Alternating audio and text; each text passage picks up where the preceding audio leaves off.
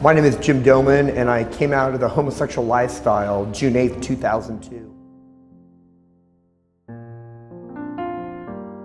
I struggled with same-sex attraction ever since I was 13 years old. I didn't know what to do. I prayed, I tried to change, and the desire never went away. I went into the homosexual lifestyle in 1999. I was so desperate. I really wanted to love and be loved, and the person that I connected with was HIV positive and hepatitis C positive.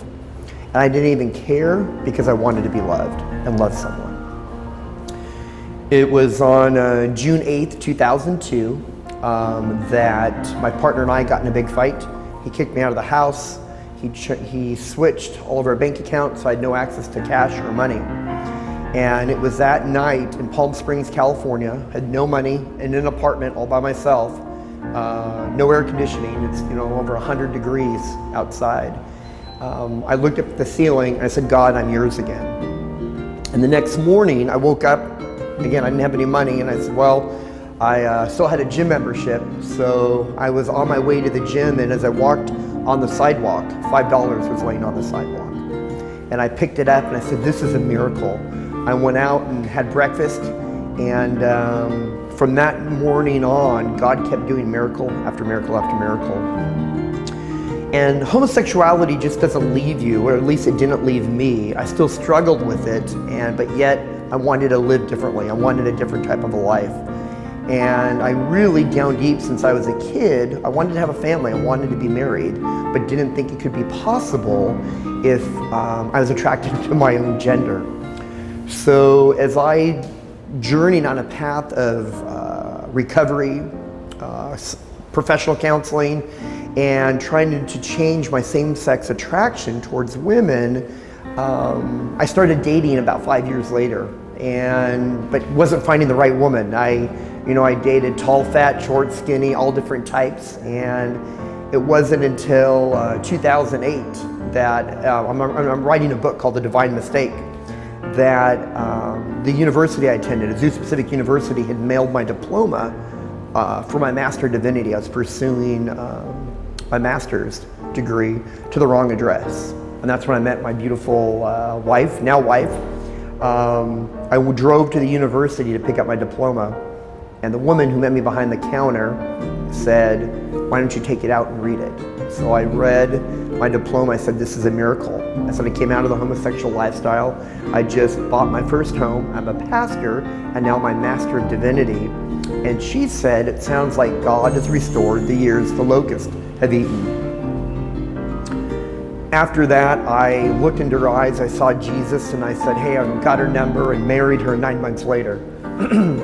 And we have 3 children right now. I love being married to my wife and a father to my daughter, who's 4, my son, who is 2, and our newborn, who's 3 months old. So growing up with same-sex attraction, everybody comes from a dysfunctional family. I would say my family was more on the side of functioning. My dad was an LA County sheriff, my mom a librarian. I was the oldest of 2 other kids.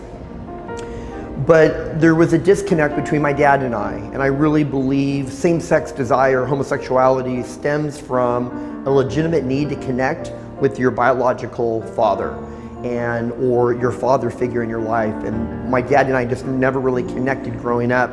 And so that yearning to connect is real, is legitimate, but it becomes sexualized when you hit puberty. And so that need was never met as a child and growing up, and you're too young to understand developmentally what's going on. There's a term called defensive detachment disorder, and that means if at some point during my developmental years, ages between, let's say, 2 and 4, something may have happened between my dad and I, and so that created a shift that I never connected with him. And so that yearning, that bonding to connect with my own gender became sexualized when I hit puberty at 13, or around the age of 13. So in high school, I was still same-sex attracted and didn't know what to do with that. I wanted to live a moral life and tried to do what was right, but didn't know how to, was working to understand how do you have a girlfriend if you're attracted to your own gender. And although I dated in high school and college, I still had these same-sex attractions that kind of interfered with that. And so, although I really desired to be with a woman, I was still attracted to my own gender.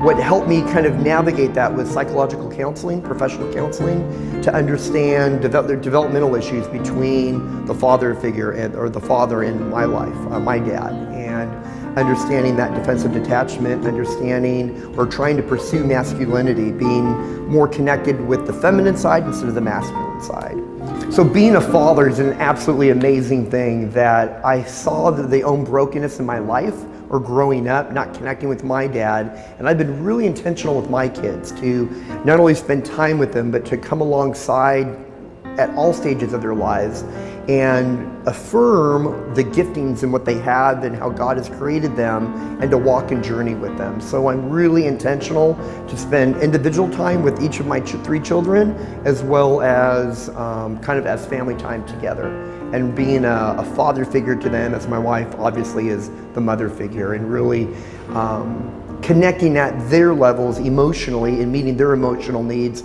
as they're growing during their informative years. So how do you overcome same-sex attraction? I think there's a variety of things. I think one most important is God, your walk with God and knowing God. That's helpful, as well as finding a professional counselor or pastor who'd be willing to journey with you to help unearth or understand some of the root issues of what's causing same-sex attraction. I'll say the culture, the media, the world will say you're born this way, you cannot change. That's a lie.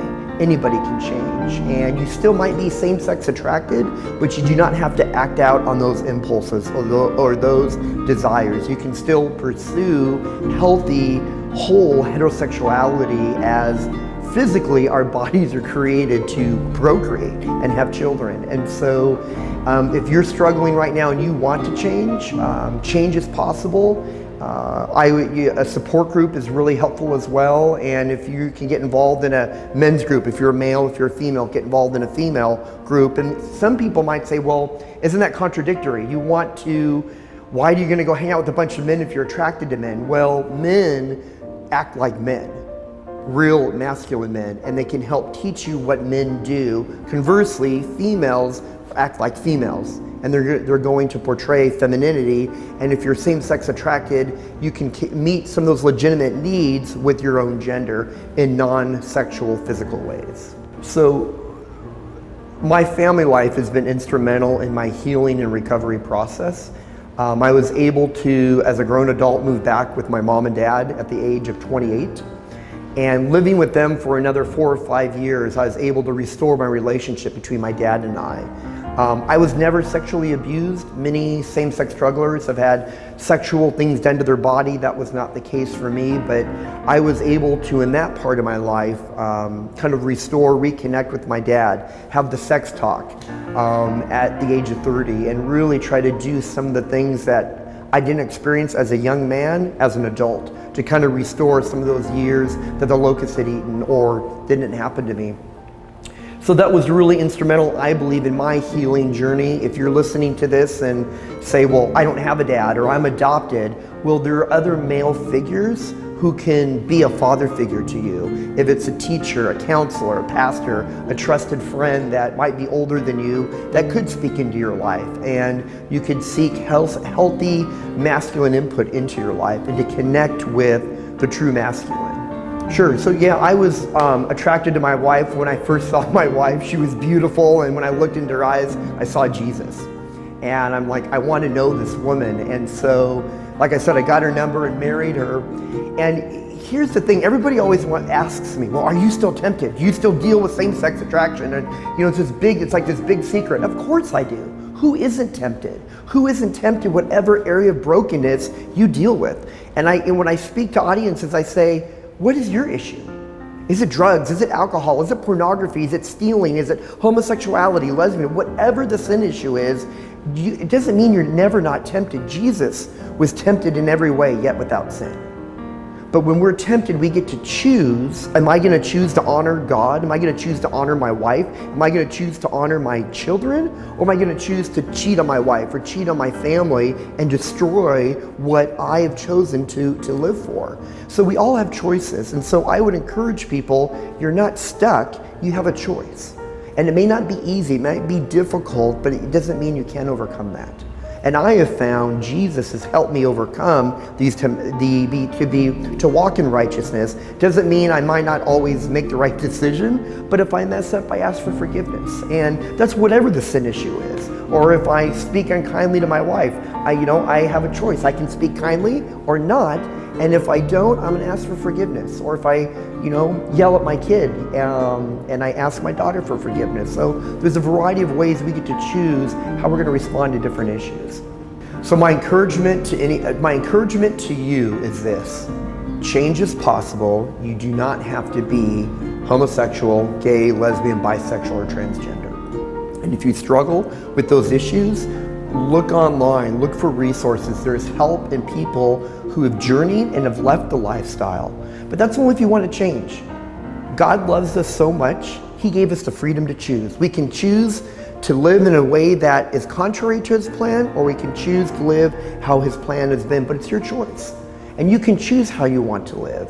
But there are many of us who have chosen to leave homosexuality and walk in freedom, walk in truth, and it's been nothing but blessings and life-giving and been a wonderful experience. And I would love for anybody who's same-sex attracted or even gender confused to walk down a path where that's going to choose life, that's going to choose blessing and really benefit and have an incredible experience because of the choices they've made.